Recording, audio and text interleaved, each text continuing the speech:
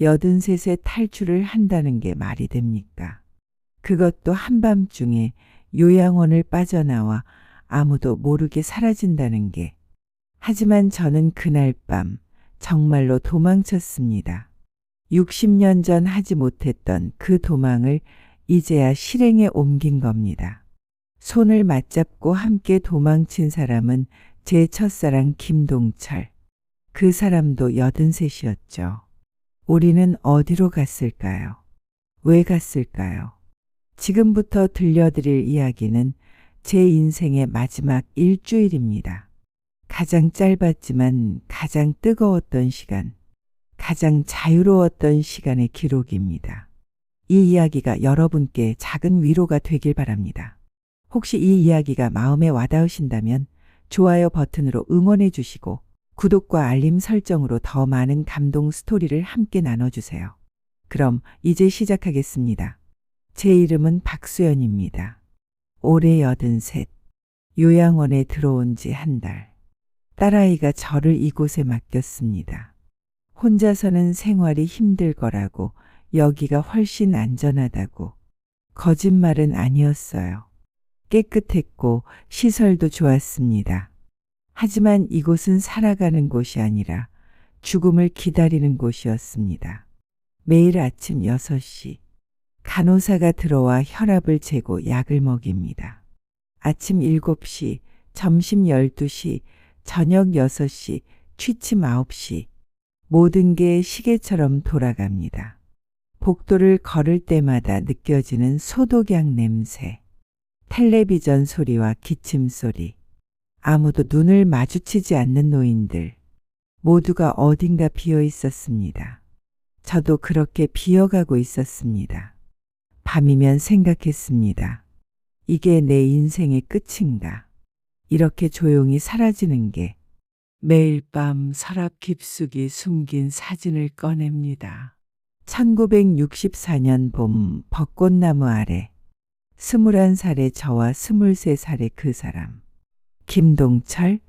60년을 잊으려 애써도 잊을 수 없었던 이름. 손가락으로 사진을 쓰다듬으면 그때의 기억이 되살아납니다. 따뜻했던 손, 함께 걸었던 산길, 그리고 이루지 못한 약속들. 바다에 가자던 약속, 함께 늙어가자던 약속. 모두 지키지 못한 약속들이었습니다.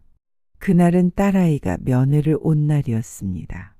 30분 얼굴을 보고 딸아이는 바쁘다며 먼저 일어섰습니다. 저를 방까지 데려다 주지도 않고 천천히 복도를 걸었습니다. 지팡이를 짚고 한 걸음씩. 그때였습니다. 뒤에서 누군가 제 이름을 불렀습니다. 수연 씨라고. 그 목소리. 60년이 지났어도 잊을 수 없는 목소리. 심장이 멎는 줄 알았습니다. 천천히 돌아섰을 때 그가 거기 서 있었습니다. 김동철. 백발이 되었고 허리가 굽었고 얼굴에는 세월의 주름이 가득했습니다. 하지만 눈빛만은 그대로였습니다. 1964년 벚꽃나무 아래에서 저를 바라보던 그 눈빛. 말이 나오질 않았습니다. 그 사람도 말없이 저를 바라보고만 있었죠. 복도에 햇살이 비쳐 들어왔습니다. 먼지가 빗속에서 하얗게 떠다녔습니다. 시간이 멈춘 것 같았습니다. 동철 씨라고 겨우 그 말을 꺼냈을 때 그 사람이 고개를 끄덕였습니다. 기억하냐고 물었죠. 어떻게 있겠습니까? 우리는 식당 구석자리에 마주 앉았습니다. 처음엔 아무 말도 하지 못했습니다. 60년의 시간을 어떻게 몇 마디 말로 채울 수 있겠습니까? 그 사람의 손이 테이블 위에 놓여 있었습니다. 주름지고 거친 손. 하지만 제가 기억하는 그 손. 조심스럽게 손을 뻗어 만졌습니다. 따뜻했습니다. 그 사람이 언제 왔냐고 물었습니다. 일주일 전이라고 대답했죠. 딸이 데려왔다고. 그 사람도 비슷했습니다. 아들이 데려왔다고. 우리는 참 오래 돌아왔다고 그 사람이 말했습니다. 목소리가 떨렸습니다. 저도 눈물이 났습니다. 그날 이후 우리는 매일 만났습니다. 식사 시간이면 같은 자리에, 오후에는 뒤뜰 벤치에. 요양원 사람들은 우리를 오래된 부부인 줄 알았습니다. 하지만 우린 부부가 아니었습니다. 60년 전 부부가 될 뻔했던 사람들이었죠. 어느 날 오후 동철 씨가 물었습니다. 우리가 처음 만난 날을 기억하냐고. 어떻게 잊겠어요. 그렇게 말하자 기억이 물밀듯 밀려왔습니다. 1964년 4월. 저는 21살 산골 처녀였습니다. 장에 나갔다가 그 사람을 처음 봤죠. 쌀 가마니를 쥐고 땀 흘리며 웃고 있던 젊은 남자. 눈이 마주쳤을 때 제 심장이 이상하게 뛰었습니다. 그게 사랑인 줄도 모르고. 일주일 뒤 또 장에 갔습니다. 그 사람을 보고 싶어서였습니다. 그 사람도 거기 있었습니다. 마치 저를 기다리고 있었던 것처럼. 장을 보고 돌아오는 산길을 함께 걸었습니다. 아무 말 없이. 하지만 어색하지 않았습니다. 그렇게 시작됐습니다. 매주 장날이면 만나 산길을 걷고 개울가에 앉아 이야기를 나눴습니다. 그 사람도 저처럼 바다를 한 번도 본 적이 없었습니다. 그래서 약속했습니다. 언젠가 함께 바다에 가자고. 가을이 왔습니다. 단풍이 들 무렵 그 사람이 제 손을 처음 잡았습니다. 손바닥이 땀으로 젖었습니다. 하지만 따뜻했고 안전했습니다. 그 사람이 청혼했습니다. 나와 결혼해달라고. 세상이 멈춘 것 같았습니다. 네, 그렇게 대답했습니다. 작지만 확실하게. 우린 행복했습니다. 가난했지만 젊었고 사랑했으니까요. 하지만 그의 겨울, 모든 게 무너졌습니다. 아버지가 다른 혼처를 정해왔습니다. 마을에서 가장 부유한 집안.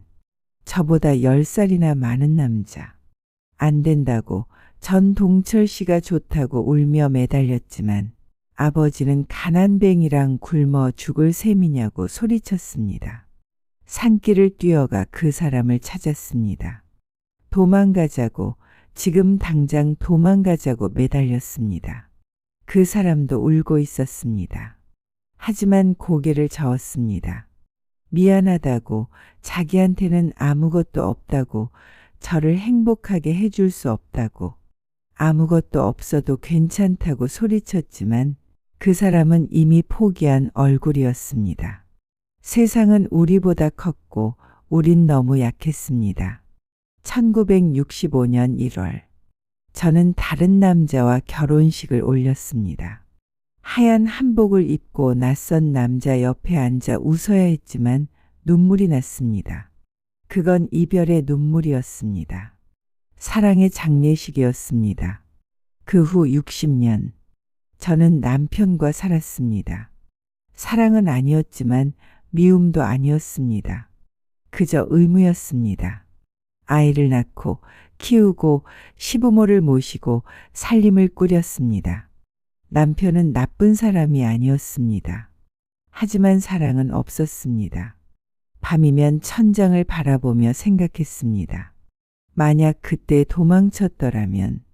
하지만 인생은 되돌릴 수 없으니까요. 남편은 65에 세상을 떠났습니다. 장례식 내내 울었습니다. 슬퍼서가 아니라 죄책감 때문이었습니다. 60년을 함께 살았지만 한 번도 진심으로 사랑하지 못했던 것에 대한 제 마음 한구석엔 늘 다른 사람이 있었으니까요. 60년 동안 단 하루도 잊은 적 없는 사람. 며칠 후 동철 씨가 낡은 사진을 꺼냈습니다. 1964년 벚꽃나무 아래의 그 사진. 저도 같은 사진을 가지고 있었습니다. 60년 동안 각자 품고 살아온 사진. 사진을 나란히 놓고 바라봤습니다. 그 속에 우리는 젊고 눈부셨습니다. 지금의 우린 늙고 주름졌습니다. 하지만 이상하게도 마음은 그때와 같았습니다. 그 사람이 말했습니다. 후회된다고. 그때 도망치지 못한 게 저도 그렇다고 대답했습니다. 매일 후회했다고. 동철 씨가 제 손을 잡았습니다. 주름지고 떨리는 손이었지만 여전히 따뜻했습니다. 이제라도 늦지 않았을까 그 사람이 물었습니다. 도망치는 거라고. 진짜로. 이번엔 제 심장이 뛰기 시작했습니다. 어디로 가겠냐고 물었습니다. 바다요. 우리가 약속했던 그 바다. 그 순간 깨달았습니다. 인생의 마지막에 주어진 마지막 기회라는 걸. 60년 전 하지 못했던 선택을 다시 할 수 있는, 정말 갈 수 있을까 물었습니다. 모르겠다고, 하지만 시도는 해봐야 한다고 그 사람이 대답했습니다. 저는 고개를 끄덕였습니다. 눈물이 났지만 웃고 있었습니다. 네, 가자고. 이번엔 꼭 가자고 말했습니다. 그날 밤 잠들지 못했습니다. 이제 남은 시간이 얼마나 될까요? 1년? 2년? 그 시간을 요양원 침대에 누워 보낼 바엔 단 하루라도 제 뜻대로 살고 싶었습니다. 새벽 3시 일어나 짐을 챙겼습니다. 작은 가방 하나, 여벌옷, 약, 지갑 그리고 그 사진. 그게 전부였습니다. 평생을 살아오며 모은 것들이 결국 가방 하나에 들어가는 것들이었습니다. 4시가 되자 조용히 방문을 열었습니다. 복도는 고요했습니다. 간호사 당직실에서 희미한 불빛만 새어나왔습니다. 동철 씨 방으로 갔습니다. 문이 열렸습니다. 그 사람도 이미 준비하고 서 있었습니다.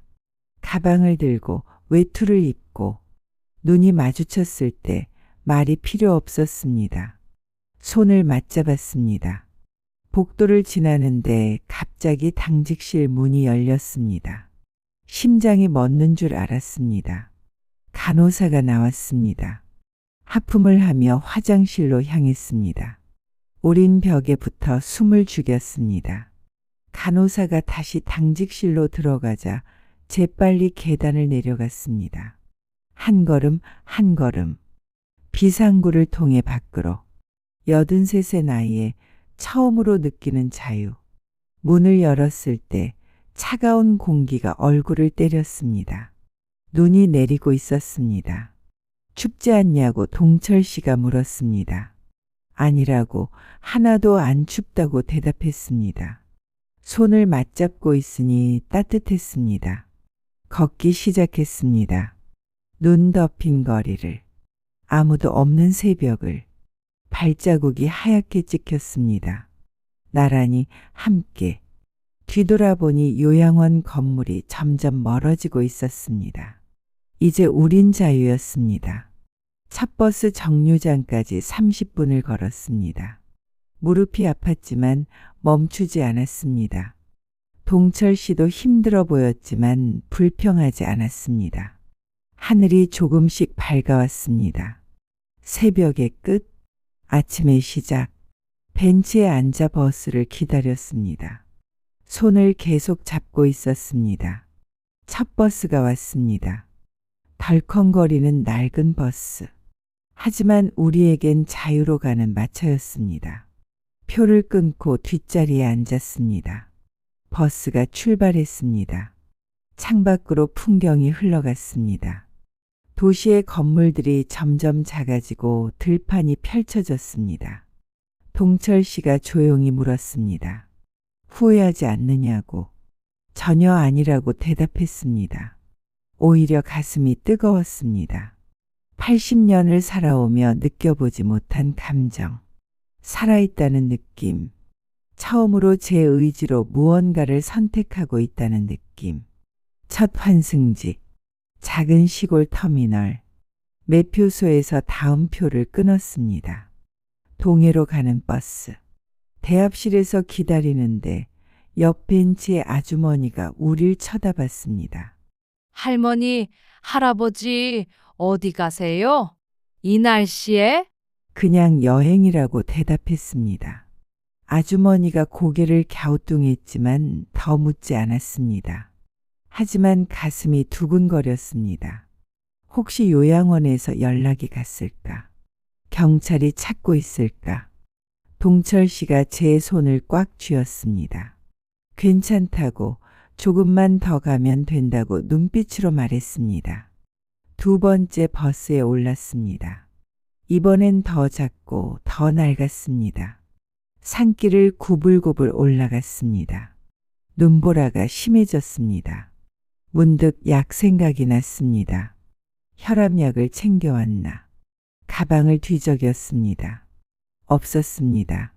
서랍에 두고 온 것 같았습니다. 괜찮다고 생각했습니다. 하루 이틀쯤이야.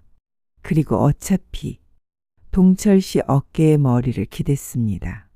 피곤했지만 행복했습니다. 창밖으로 눈 덮인 산들이 지나갔습니다. 하얗고 고요하고 아름다웠습니다. 우리 인생 같았습니다.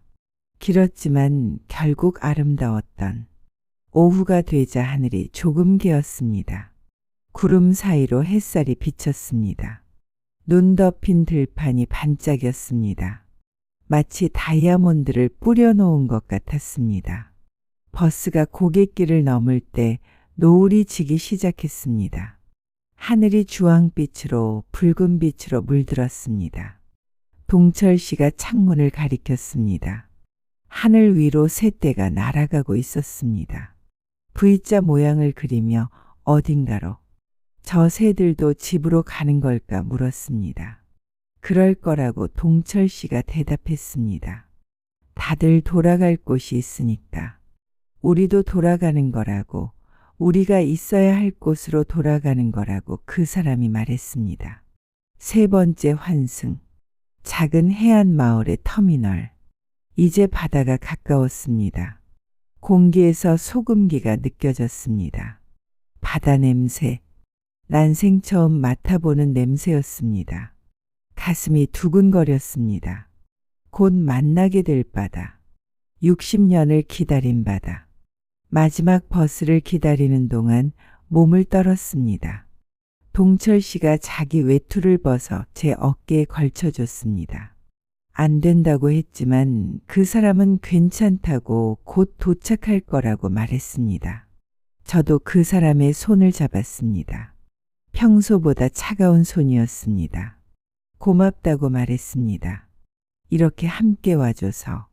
그 사람도 고맙다고 대답했습니다.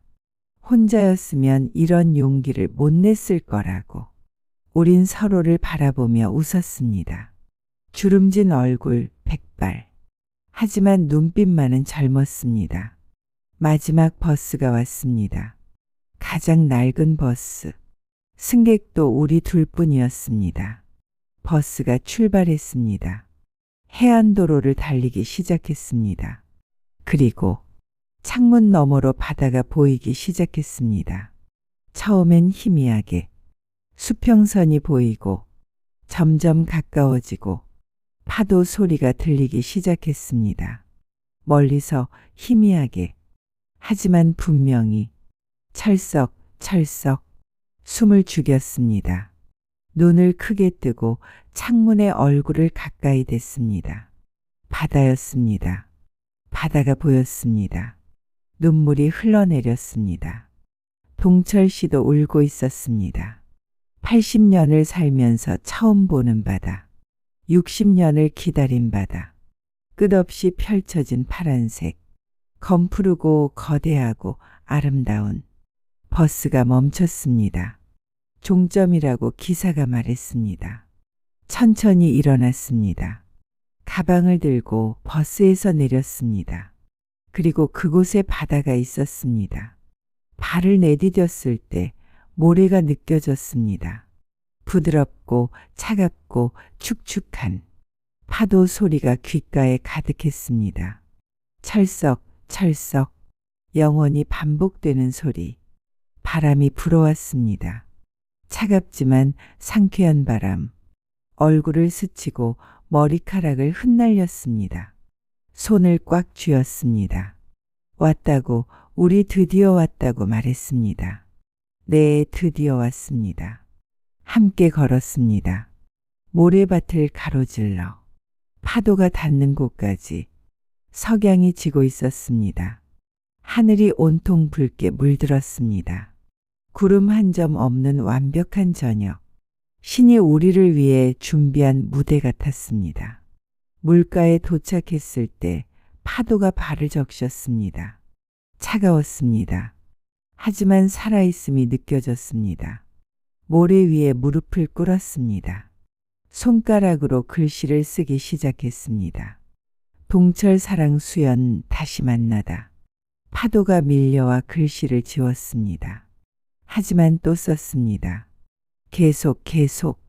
동철 씨도 옆에 앉았습니다. 함께 글씨를 썼습니다. 우리의 이름을, 우리의 사랑을. 해가 완전히 질 때까지. 밤이 왔습니다. 별들이 하나둘 떠올랐습니다. 달도 떠올랐습니다. 바다 위로 은빛길이 생겼습니다. 춥지 않냐고 동철 씨가 물었습니다. 아니라고, 하나도 안 춥다고 대답했습니다. 이상하게 따뜻하다고. 우린 파도가 닿는 곳에 앉았습니다. 나란히 손을 맞잡고 파도가 계속 밀려왔습니다.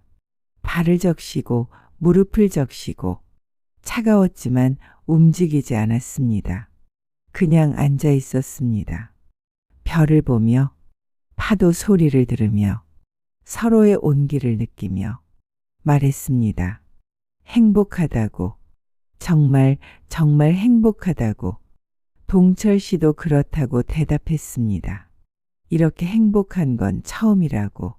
우리 잘한 거냐고, 여기 온 게 잘한 거냐고 물었습니다.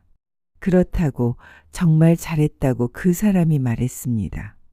동철 씨 어깨에 머리를 기댔습니다. 따뜻했습니다. 살아있는 온기. 말했습니다. 사랑해요. 평생. 사랑했어요. 그 사람도 대답했습니다. 나도요. 나도 평생 사랑했어요. 눈물이 흘러내렸습니다. 하지만 슬프지 않았습니다. 오히려 평화로웠습니다. 완성된 느낌이었습니다. 파도가 더 높이 밀려왔습니다. 허리까지 적셨습니다. 차가웠습니다. 하지만 움직이지 않았습니다. 이제 아무데도 가지 말라고 동철 씨가 말했습니다. 안 간다고, 약속한다고 대답했습니다. 별이 쏟아졌습니다. 하늘 가득 은하수가 흘렀습니다. 우리 머리 위로 바람이 불었습니다. 세게 하지만 부드럽게. 동철 씨의 숨소리가 작아졌습니다. 천천히 고르게 잠든 것 같았습니다. 편안한 얼굴이었습니다. 미소를 짓고 있었습니다. 저도 눈을 감았습니다. 피곤했습니다. 하지만 행복했습니다. 파도 소리가 자장가처럼 들렸습니다. 철썩, 영원히 끝없이. 그리고 제 마지막 생각은 이것이었습니다.